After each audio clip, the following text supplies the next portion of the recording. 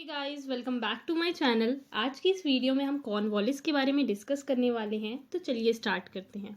Cornwallis का time period as a governor general of Bengal 1786 से 1793 तक था। Cornwallis second governor general of Bengal था। कॉर्नवालिस ने बहुत सारे रिफॉर्म किए थे। कॉर्नवालिस को सिविल सर्विसेज का फादर माना जाता है क्योंकि सिविल सर्विसेज को स्टार्ट करने वाला कॉर्नवालिस ही था। कॉर्नवालिस ने ऑफिसर्स की सैलरी भी इंक्रीज कर दी थी। कॉर्नवालिस ऑफिसर्स का सिलेक्शन मेरिट के बेसिस पर करने लगा था कि जो ऑफिसर बनने के लायक होगा, केपेबल होगा, उसी को अपॉइंट किया जाएगा। ऑफिसर्स की पोस्ट भी रिड्यूस कर दी थी कॉर्नवालिस ने। वो बस उतने ही ऑफिसर्स को अपॉइंट करता था जितने ऑफिसर्स की नीड है। कॉर्नवालिस ने पावर्स को सेपरेट करने का काम किया। कॉर्नवालिस ने commercial, judicial and revenue powers को सेपरेट कर दिया जिससे कि सिस्टम बढ़िया से चल सके। पहले डिस्ट्रिक्ट लेवल पर जो सिविल कोर्ट था वो कलेक्टर के अंडर था, लेकिन कॉर्नवालिस ने कलेक्टर से सारी जुडिशियल पावर ले ली। तो गाइस, कॉर्नवालिस ने प्रॉपर तरीके से पावर को सेपरेट करने का काम किया है। कॉर्नवालिस ने पुलिस एडमिनिस्ट्रेशन को भी रीऑर्गेनाइज किया है। कॉर्नवालिस के टाइम में डिस्ट्रिक्ट जजेस पुलिस को कंट्रोल करते थे। हर डिस्ट्रिक्ट में थाने रहते थे जिसमें दारोगा अपॉइंट किए जाने लगे थे। दारोगा इंडियन होते थे। कॉर्नवालिस ने ही परमानेंट सेटलमेंट को इंट्रोड्यूस किया था। परमानेंट सेटलमेंट को हम आगे एक्सप्लेन करेंगे। कॉर्नवालिस ने काफ़ी सारे जुडिशियल रिफॉर्म्स किए थे। 4 प्रोविंशियल कोर्ट्स बने थे कॉर्नवालिस के टाइम में, कलकत्ता, ढाका, मुर्शिदाबाद और पटना में। इन प्रोविंशियल कोर्ट्स में 3 यूरोपियन जजेस होते थे और कुछ इंडियन एडवाइजर्स भी होते थे। डिस्ट्रिक्ट और सिटी कोर्ट्स भी इस्टेब्लिश हुए थे, वो भी यूरोपियन जजेस के अंडर थे। तो इस तरह से कॉर्नवालिस ने कोर्ट्स की हायरार्की बनाई। सबसे अपर हाईएस्ट सिविल कोर्ट था जिसे सदर दीवानी अदालत कहते थे, और हाईएस्ट क्रिमिनल कोर्ट होता था जिसे सदर निजामत अदालत कहते थे। फिर प्रोविंशियल कोर्ट्स थे जो कलकत्ता, मुर्शिदाबाद, ढाका और पटना में स्टैब्लिश हुए थे। उसके बाद आते हैं डिस्ट्रिक्ट कोर्ट्स। डिस्ट्रिक्ट कोर्ट में एक सिविल और एक क्रिमिनल कोर्ट होता था। पहले सिविल कोर्ट कलेक्टर्स के अंडर था, लेकिन कॉर्नवालिस ने डिस्ट्रिक्ट कोर्ट के लिए डिस्ट्रिक्ट जजेस को अपॉइंट किया। फिर आते हैं लोअर कोर्ट। लोअर कोर्ट में इंडियन जजेस होते थे जिन्हें मुंसिफ भी कहा जाता था। सिविल केसेस में हिंदू और मुस्लिम दोनों ही लॉज को फॉलो किया जाता था। कॉर्नवालिस के टाइम में थर्ड एंग्लो मैसूर वॉर हुआ था। 1790 में third Anglo Mysore war start हुआ था और 1792 तक चला था। Third Anglo Mysore war Tipu Sultan और कॉर्नवालिस के बीच हुआ था। सेकेंड एंग्लो मैसूर वॉर में ऑलरेडी कवर कर चुकी हूँ वॉरेन हेस्टिंग के पार्ट 2 वाली वीडियो में। लिंक आपको डिस्क्रिप्शन बॉक्स में मिल जाएगी। टीपू सुल्तान की ब्रिटिशर्स, हैदराबाद के निज़ाम और मराठा से दुश्मनी थी।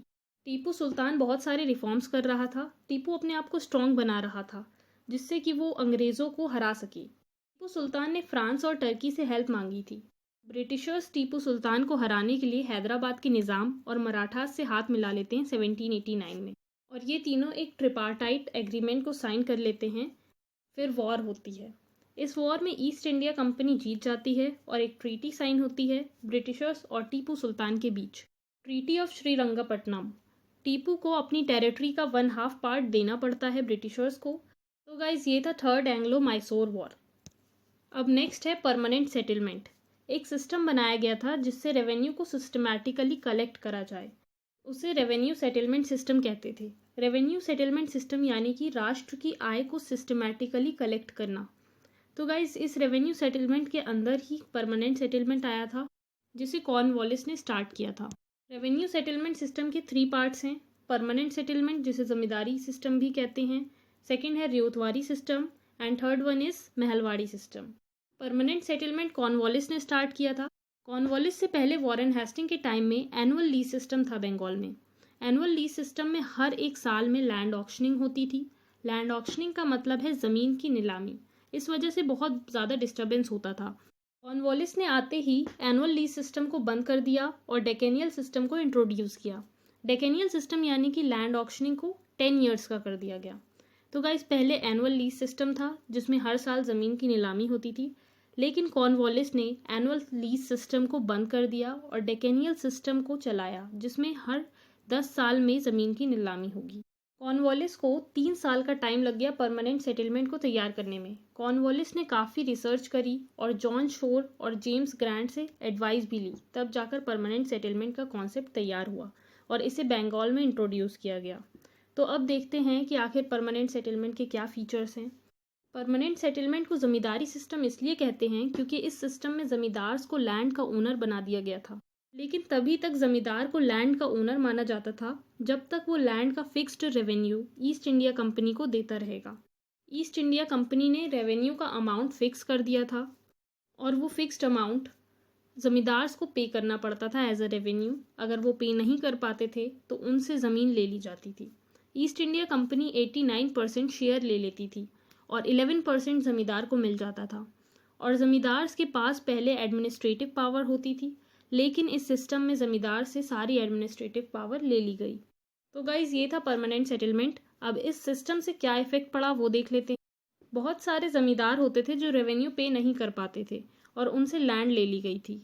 पहले तो बहुत ज़्यादा फ़ायदा हुआ था कंपनी को इस सिस्टम से, लेकिन बाद में कंपनी को भी काफ़ी फाइनेंशियली लॉस हुआ। बंगाल, बिहार, उड़ीसा, बनारस, नॉर्दर्न कर्नाटक और नॉर्दर्न वेस्टर्न प्रोविंसेस में ये परमानेंट सेटलमेंट सिस्टम था। जहाँ जहाँ पर ये परमानेंट सेटलमेंट सिस्टम फॉलो हो रहा था वहाँ का 19% एरिया ब्रिटिशर्स के अंडर था। अब डिस्कस करते हैं रियोतवारी सिस्टम को। सबसे पहले मैं आपको ये बता दूं कि किसानों को रियोत्स भी कहा जाता है। थॉमस मुनरो ने रियोतवारी सिस्टम को स्टार्ट किया था मद्रास प्रेसिडेंसी में। इसमें रेवेन्यू देने की रिस्पॉन्सिबिलिटी किसानों पर हो गई थी। किसानों को लैंड का ओनर बना दिया गया था।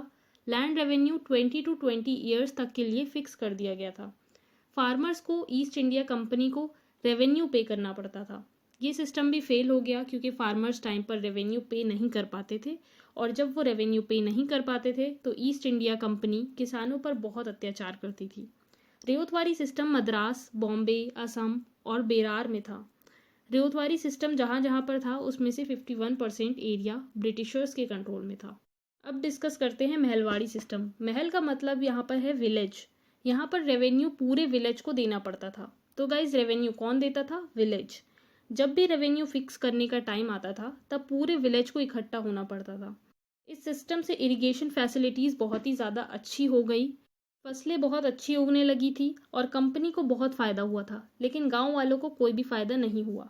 Mahalwari system north western provinces में था, सेंट्रल प्रोविंसेस में था और पंजाब में था। इसके टोटल एरिया में से 30% ब्रिटिशर्स के अंडर था।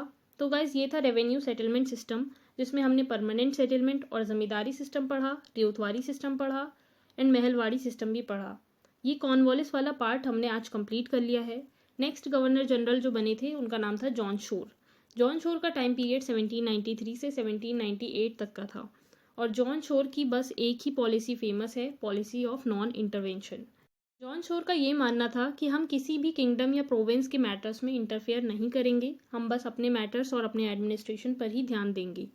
तो guys John Shore policy of non intervention को फॉलो करते थे। जॉन शोर के बाद वेलेस्ली गवर्नर जनरल बनते हैं, जिनके बारे में हम नेक्स्ट वीडियो में पढ़ेंगे। आई होप गाइज आपके लिए ये वीडियो हेल्पफुल होगी। अगर वीडियो अच्छी लगे तो लाइक, कमेंट, शेयर करें और मेरे चैनल को सब्सक्राइब करें।